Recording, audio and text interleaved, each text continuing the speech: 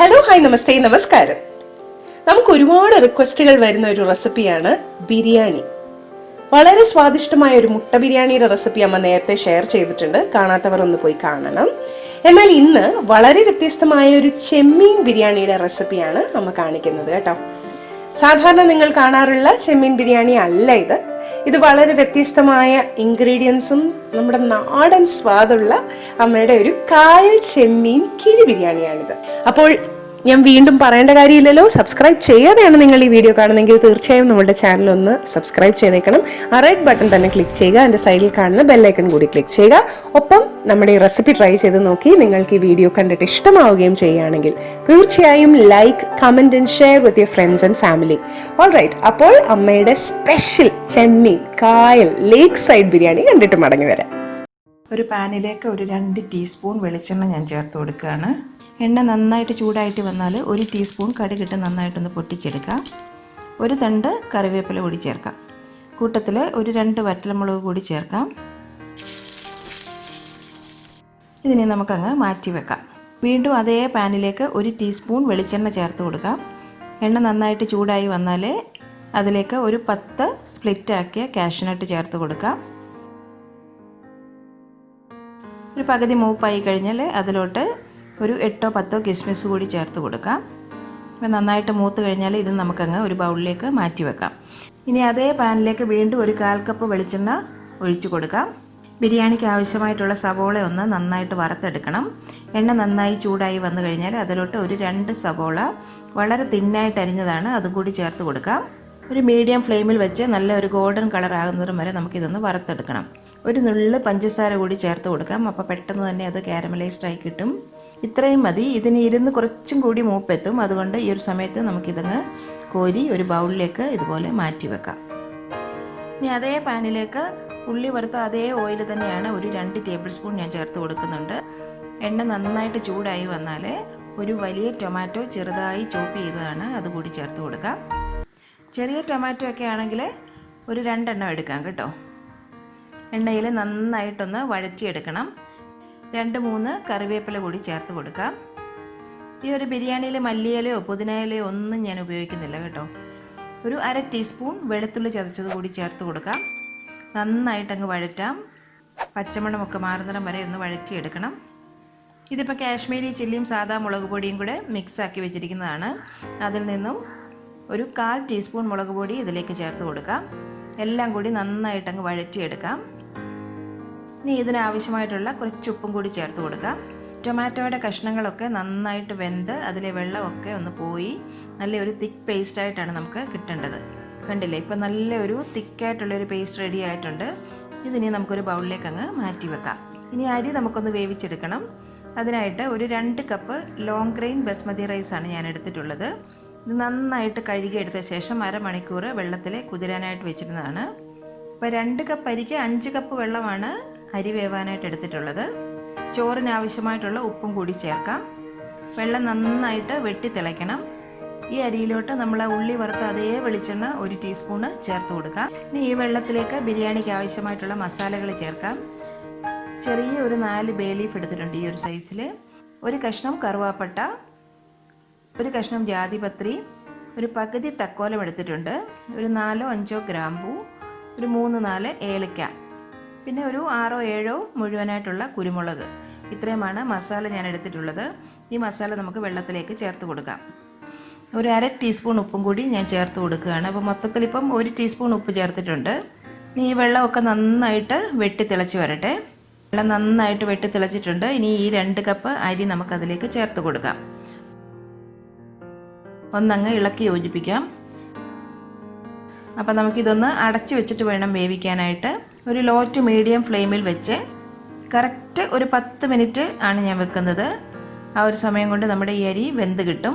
10 minute കഴിഞ്ഞിട്ടുണ്ട്. ഇതാ ഒന്ന് തുറന്ന് നോക്കാം. ഇതാ കണ്ടില്ലേ, റൈസൊക്കെ ആവശ്യത്തിന് വെന്തിട്ടുണ്ട്. നല്ല വിട്ട് തന്നെ കിടപ്പുണ്ട്.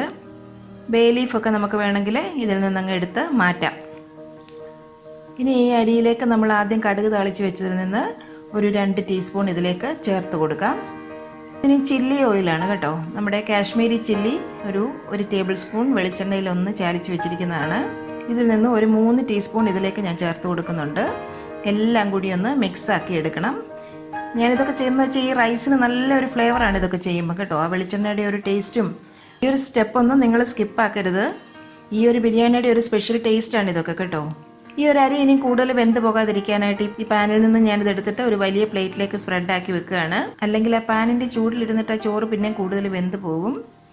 ഇതാ ഇങ്ങനെ സ്പ്രെഡ് ആക്കി എടുത്തിട്ടുണ്ട്. നമുക്ക് ഈ ചെമ്മീൻ്റെ മസാല ഒന്ന് റെഡിയാക്കി എടുക്കണം.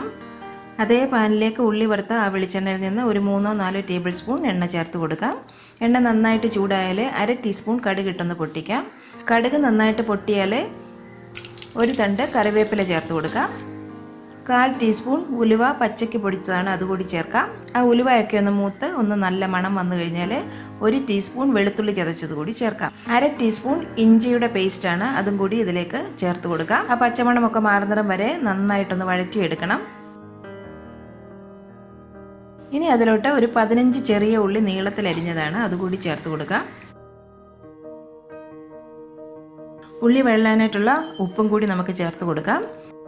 1/2 ടീസ്പൂൺ മഞ്ഞൾപ്പൊടി കൂടി ചേർക്കാം.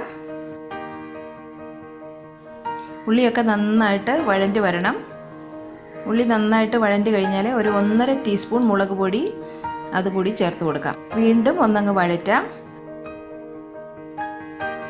ഒരു ടൊമാറ്റോ ഇതുപോലെ നീളത്തിൽ അരിഞ്ഞെടുത്തതാണ്, അതും കൂടി ഇതിലേക്ക് ചേർത്ത് കൊടുക്കാം. എല്ലാം കൂടി അങ്ങ് വഴറ്റിയെടുക്കണം.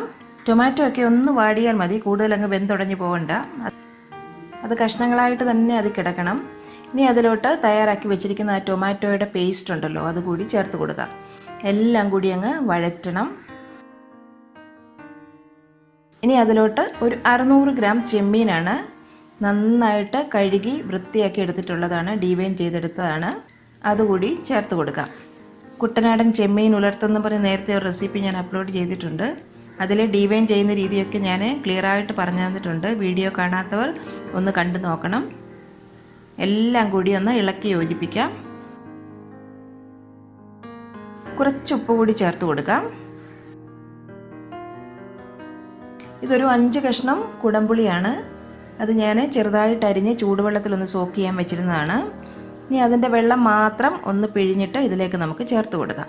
ഇനി 1 ടീസ്പൂൺ വൈറ്റ് വിനീഗറാണ്, അതും കൂടി ചേർത്ത് കൊടുക്കാം.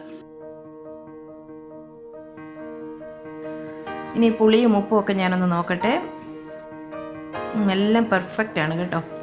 അത്യാവശ്യം പുളിയും എരിവും ഒക്കെ ഉള്ള ഒരു ഗ്രേവിയാണിത്. എല്ലാം കൂടി ഒന്ന് തിളച്ച് ഗ്രേവിയൊക്കെ ഒന്ന് കുറുകി വന്നാൽ അതിലോട്ട് 1/2 കപ്പ് കട്ടിയായിട്ടുള്ള തേങ്ങാപ്പാൽ കൂടി ചേർത്ത് കൊടുക്കാം. ഇനി കൂടുതലിട്ട് തിളപ്പിക്കേണ്ട, നമുക്ക് ഫ്ലെയിം അങ്ങ് ഓഫ് ചെയ്യാം. ഇതിനി നമുക്കങ്ങ് മാറ്റി വെക്കാം. ഇനി നമുക്ക് വാഴയില ഒന്ന് വെള്ളം തളിച്ച ശേഷം ഇതുപോലെ ഫ്ലെയിമിൽ വെച്ച് ഒന്ന് വാട്ടിയെടുക്കാം.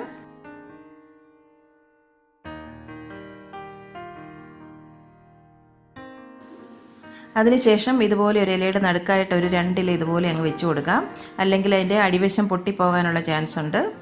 ഇനി റൈസ് ഒരു ലെയർ നമുക്കൊന്ന് വെച്ച് കൊടുക്കാം.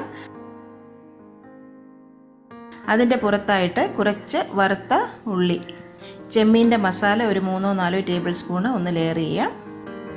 കുറച്ച് അണ്ടിപ്പരിപ്പും കിസ്മിസും ഒക്കെ ഒന്ന് ഇട്ട് കൊടുക്കാം. കടുക് താളിച്ചത് കുറച്ച് ഒന്ന് സ്പ്രെഡ് ചെയ്ത് കൊടുക്കാം. ഞാൻ അതിൻ്റെ പുറത്തായിട്ട് വീണ്ടും ഒരു ലെയർ റൈസ് ഒന്ന് സ്പ്രെഡാക്കാം. ഞാൻ ഫ്രൈഡ് ഓണിയൻസ്, പിന്നെ അതിൻ്റെ പുറത്തായിട്ട് ആ ചെമ്മീൻ മസാല, ഇനി ഇതിൻ്റെ പുറത്തായിട്ട് വീണ്ടും ഒരു ലെയർ റൈസ്. ഇനി ഏറ്റവും മുകളിലായിട്ട് ഒരു 4-5 ചെമ്മീന് ഞാൻ ഒന്ന് മുളകും ഉപ്പും പുരട്ടി ഒന്ന് ഡീപ് ഫ്രൈ ചെയ്തെടുത്തതാണ്. അപ്പോൾ ഒരു ഭംഗിക്കായിട്ട് ഇതിൻ്റെ പുറത്ത് ഇതിങ്ങനെ അങ്ങ് വെച്ച് കൊടുക്കാം. ആ കിഴിയുടെ ഏറ്റവും മുകളിലായിട്ട് വേണം ഇത് വെച്ച് കൊടുക്കാനായിട്ട്. കറിവേപ്പിലയും കടുക് താളിച്ചതും വേണമെങ്കിൽ അതും ഒന്ന് പുറത്ത് സ്പ്രെഡാക്കി കൊടുക്കാം. ഇത്രയേ ഉള്ളൂ, നമ്മുടെ ലെയറിങ് റെഡിയായി കഴിഞ്ഞിട്ടുണ്ട്. ഇതിനെ ഒരു കിഴിയാക്കി നമുക്കൊന്ന് കെട്ടിയെടുക്കണം. ഇതെല്ലാം കൂടി ഈ വാഴയിലയിൽ ഇരുന്ന് നല്ല ചൂടായി കഴിയുമ്പം ആ ഒരു ഗന്ധത്തെക്കുറിച്ചൊന്നും ഞാൻ പറയേണ്ടതില്ലല്ലോ. എന്തായാലും ഇതുപോലെ ഒന്ന് കൂട്ടി പിടിച്ച് വാഴനാര് കൊണ്ട് തന്നെ മുകൾ ഭാഗം നല്ല ടൈറ്റാക്കി കെട്ടിയെടുക്കണം. ഇതാ നല്ലവണ്ണം സെക്യൂർ ആക്കി എടുക്കണം. ഇതാ നമ്മുടെ സ്വാദിഷ്ടമായ കായൽ ബിരിയാണി കിഴി റെഡി ആയിട്ടുണ്ട്. ഇനി ഇത് നമുക്കൊരു പാനിൽ നിന്ന് നല്ലവണ്ണം ചൂടാക്കിയ ശേഷം അതിലേക്ക് ഈ കിഴി ഒന്ന് വെച്ച് കൊടുക്കാം. ഈ ഫ്ലെയിം ഒന്ന് ലോ ടു മീഡിയത്തിലേക്ക് ആക്കി വെക്കണം. ഇനി ഈ കിഴി ഒന്ന് മൂടി വെച്ച് ഒരു 10 മിനിറ്റ് നമുക്കൊന്ന് കുക്കാക്കി എടുക്കണം. ഇതാ ഇപ്പോൾ ഒരു 10 മിനിറ്റ് കഴിഞ്ഞിട്ടുണ്ട്. ഇനി നമുക്ക് കിഴി ഒന്ന് അഴിച്ചു നോക്കാം. നല്ല ചൂടുണ്ട് കേട്ടോ. പതുക്കെ ഇതുപോലെ ഒന്ന് അഴിച്ചെടുക്കാം. എന്താ ഒരു മണം, എനിക്കൊന്നും പറയാനില്ല. ആ വാഴയിലയുടെ ആ ഒരു മണവും നമ്മുടെ ആ കിഴിക്കകത്തുള്ള ആ റൈസും ചെമ്മീനും കുടംപുളിയും പിന്നെ നമ്മുടെ കറിവേപ്പിലയും വെളിച്ചെണ്ണയും എല്ലാം ആവി കയറി വന്നപ്പം എന്താ ഒരു മണമെന്നറിയാം. ഇവിടെ നല്ല തനി നാടൻ മണമാണ് ഇവിടെ ഇപ്പം. എന്തായാലും ഒരു സ്പൂൺ ഞാനൊന്ന് കഴിച്ചു നോക്കട്ടെ. അപ്പം നിങ്ങളില്ലാത്തതുകൊണ്ടാണ് ഞാൻ കഴിച്ചു നോക്കുന്നത് കേട്ടോ. നിങ്ങൾ ആരെങ്കിലും എൻ്റെ അടുത്തുണ്ടായിരുന്നെങ്കിൽ നിങ്ങൾക്ക് തന്നെ ഇത് ടേസ്റ്റ് ചെയ്യാൻ തരായിരുന്നു. സൂപ്പറായിട്ടുണ്ട് കേട്ടോ, അടിപൊളി ടേസ്റ്റ്. അപ്പം നിങ്ങൾ എൻ്റെ അടുത്തില്ലാത്തപ്പോൾ എനിക്കതല്ലേ ചെയ്യാൻ പറ്റുള്ളൂ. സാധാ ബിരിയാണി പോലെ ഇതിനകത്ത് മല്ലിയിലയോ പുതിനയിലയോ ഒന്നും ഇതിനകത്ത് ചേർക്കുന്നില്ല. പിന്നെ ശുദ്ധമായ കറിവേപ്പിലയും വെളിച്ചെണ്ണയും കുടംപുളിയും പിന്നെ വറ്റൽമുളകും ചെറിയ ഉള്ളിയും ഇതൊക്കെ തന്നെയാണ് ഈ ഒരു ബിരിയാണിയുടെ സ്പെഷ്യൽ ഇൻഗ്രീഡിയൻ്റ് എന്ന് പറയുന്നത്. തനി നാടൻ സാധനങ്ങൾ ഉപയോഗിച്ചിട്ടാണ് നമ്മൾ ഈ ബിരിയാണി തയ്യാറാക്കിയിരിക്കുന്നത്. അതുകൊണ്ട് തന്നെയാണ് ഒരു കായൽ ബിരിയാണി എന്ന് ഞാനിതിന് പേരിട്ടത്. ഉറപ്പായിട്ട് നിങ്ങൾക്കിത് ഇഷ്ടപ്പെടും. അപ്പം വീഡിയോയെക്കുറിച്ചുള്ള അഭിപ്രായങ്ങൾ നിങ്ങൾ മറക്കാതെ തന്നെ ഒരു വരിയെങ്കിലും കമൻറ്റ് ബോക്സിൽ എഴുതാൻ സമയം കണ്ടെത്തണം. അപ്പോൾ ഈ ഒരു ബിരിയാണിയുടെ സ്വാദ് നിങ്ങൾ വീട്ടിലുണ്ടാക്കി നിങ്ങളും ഒന്ന് ആസ്വദിക്കുക.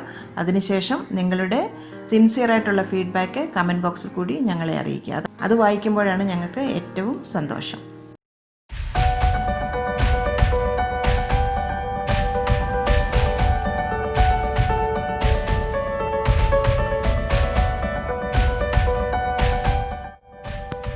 കറി വിത്ത് അമ്മയിലെ അമ്മയുടെ ഇന്നത്തെ റെസിപ്പി നിങ്ങൾക്ക് ഇഷ്ടമായെന്ന് ഞങ്ങൾ പ്രതീക്ഷിക്കുന്നു. നിങ്ങളിൽ ഒരുപാട് പേര് ഈ റെസിപ്പീസ് എല്ലാം ട്രൈ ചെയ്ത് നോക്കി സക്സസ് ആയി എന്നറിയുന്നതിൽ ഞങ്ങൾക്ക് വളരെയധികം സന്തോഷം.